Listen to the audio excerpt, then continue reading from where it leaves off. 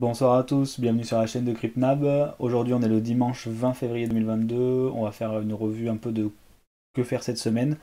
Et on va aborder le sujet de ce qui s'est passé dans la nuit. Il me semble que c'était vers 5 heures du matin. Un petit crash à la Bitcoin, quoi, comme prévu. Voilà, si vous aviez suivi un peu sur Twitter, etc. J'avais commencé à prévenir que ça craignait un peu du boudin, sur le court terme bien sûr. Donc on va faire un petit point là-dessus. Donc voilà, comme on le voit, bah, là on est sur moins 3% Bitcoin, moins 2% Ether. La plupart des altcoins qui sont dans le rouge, certains qui font des perfs, notamment XRP qui est chaud en ce moment. On en parlera aujourd'hui, notamment suite à l'analyse de Bitcoin et d'Ether. Donc on va commencer par Bitcoin. Donc voilà, pour rappel, on avait identifié, on va enlever les volume profile, on avait identifié une potentielle épaule tête épaule inversée. Celle-ci est annulée puisqu'on a recassé l'épaule droite. Donc on peut la supprimer. Ensuite, du coup, on a eu la formation de ce M ici. Donc le M pour target à l'heure actuelle les 28 000, n'importe quoi les 28 000. Les 37 280 dollars. Là, ce qu'on peut observer, c'est que du coup, il y a eu un retournement de marché.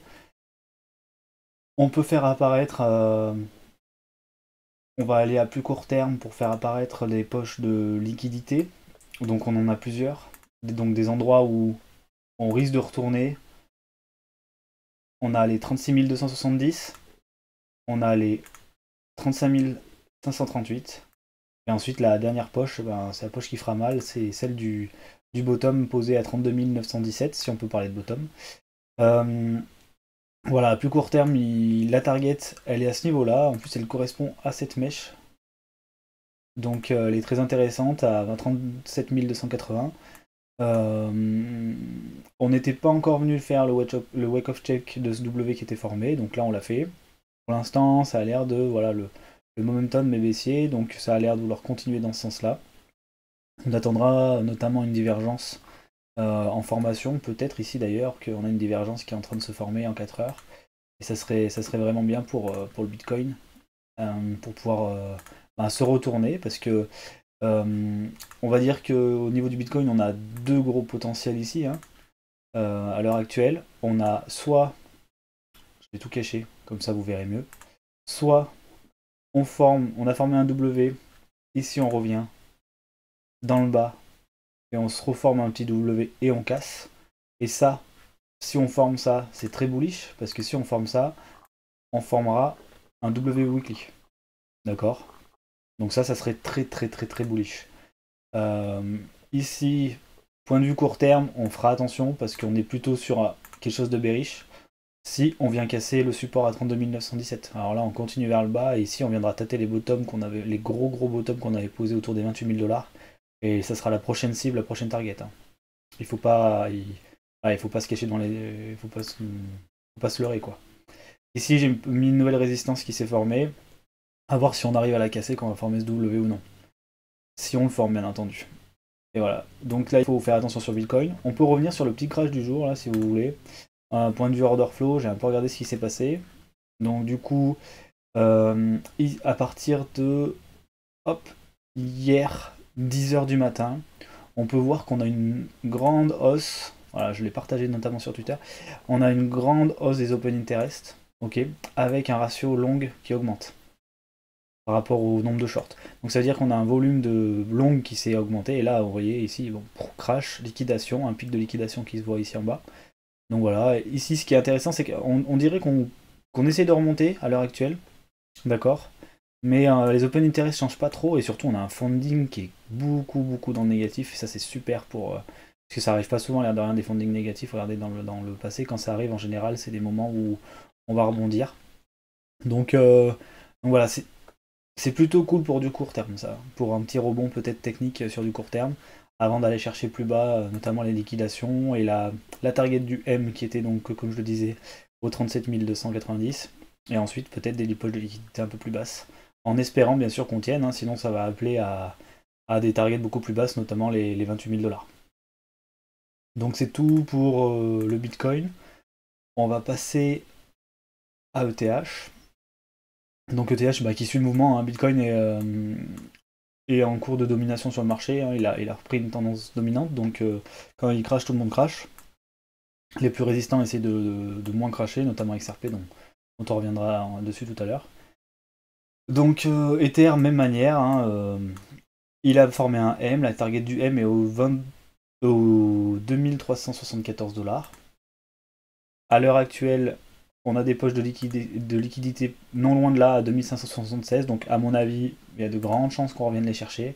Et après, on en a un peu tout le long, 2476. On va prendre celle-ci à 2316 et après le support à 2159.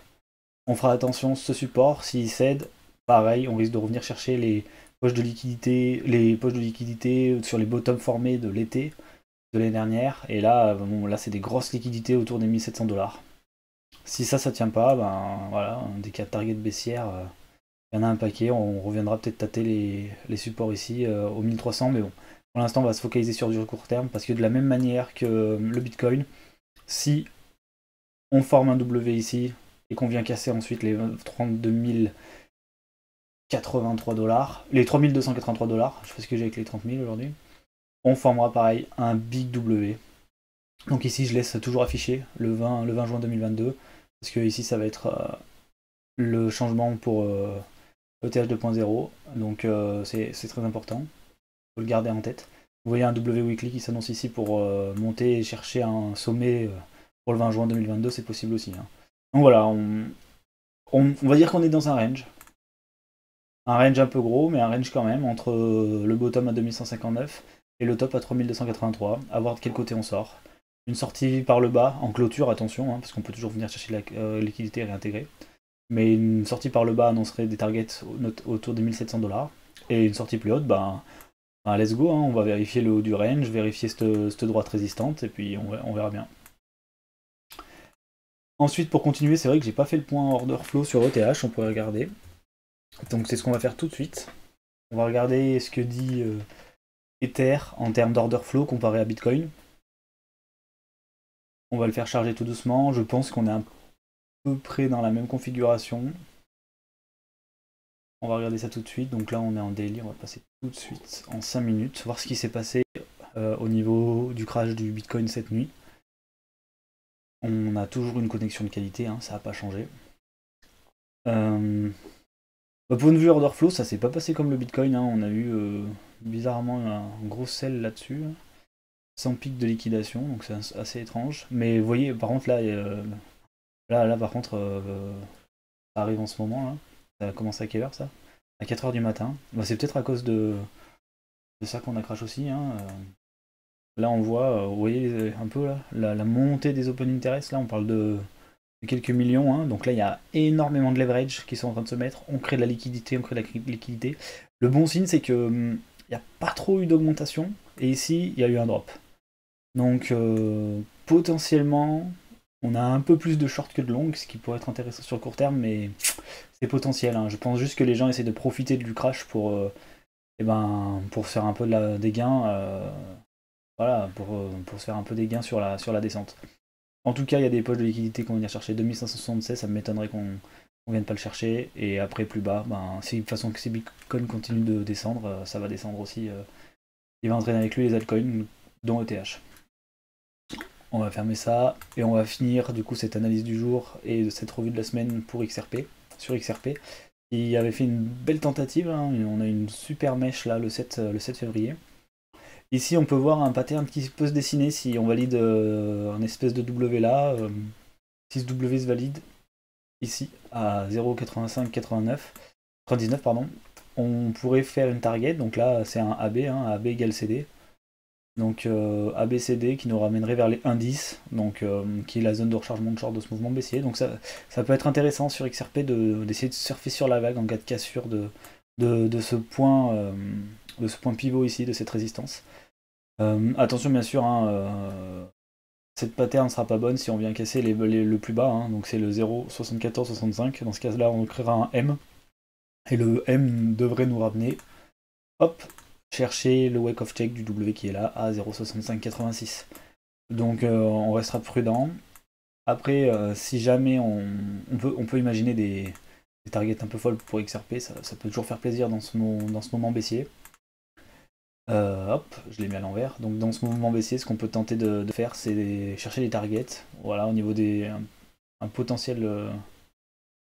potentiel top qui serait dans les 1,84 à 2,14, donc autour des 2$. Voilà, si jamais on a bien les W weekly qui se forment, notamment sur Bitcoin et Ether, et que XRP commence à s'envoler, des targets un peu sympathiques seraient autour des 2$. Je pense qu'il faudrait prendre, voilà, comme je le répète souvent, les chiffres entiers, dont 1, 2, 3, 4, etc., sont des targets psychologiques. Donc si on peut, on essaye de prendre des profits voilà, un peu avant les 2$, parce que ça risque d'être la target de beaucoup d'entre nous.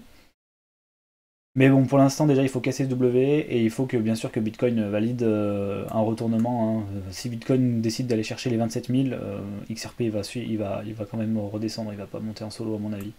Donc voilà, on fera attention à ce point-là.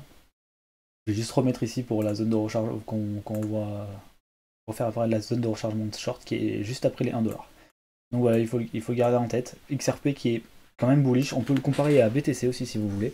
Comme ça nous permet de voir la force de XRP par rapport à BTC. Et là pareil, on voit qu'il tente d'accélérer. Si on se met en weekly par exemple, voilà, on a un W weekly qui est potentiellement formé. Il faudra voir ce soir, cette nuit, si on arrive à casser ici en clôture les 2092 Satoshi. Si on casse ça en clôture, voilà, XRP qui pourrait superformer BTC. Donc ça veut dire que potentiellement si le Bitcoin crash, XRP crashera moins, ou peut-être même performera, et par contre si Bitcoin ne performe, et XRP performera encore plus. Donc ça peut être intéressant de passer peut-être des bagues de Bitcoin en XRP si jamais on fait cette clôture weekly en dessus des 2092 Satoshi. Voilà, c'est pas un conseil d'investissement, moi je pense que c'est peut-être quelque chose que je vais mettre en place, je vais y réfléchir, j'ai la journée pour y réfléchir, mais voilà. Donc voilà, pour cette semaine, faites attention, parce que comme je l'ai dit, voilà, le Bitcoin, il va sûrement aller tâter ses zones ses poches de liquidité, sa target du M, euh, donc ici qui est au 37 280, et ensuite on verra, peut-être qu'il va manger les creux qui sont ici, donc à vérifier, faites attention à vous, à votre portefeuille, paniquez pas. Tant qu'on ne casse pas les 32 917, il faut pas trop paniquer parce que potentiellement on peut former un W weekly qui serait très très très très strong parce qu'il serait au même endroit que celui-là, au même endroit que celui-là. Donc ça serait vraiment des zones d'achat majeures par les institutions. Donc prenez pas des décisions hâtives. N'oubliez pas aussi, demain, le marché US est fermé. Donc demain après-midi, on risque de pas trop avoir de volume et ça sera normal.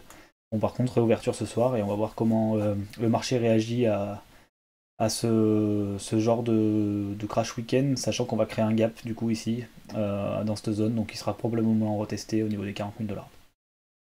Voilà, faites attention à vous, passez une bonne fin de week-end et une bonne semaine. Allez, à plus.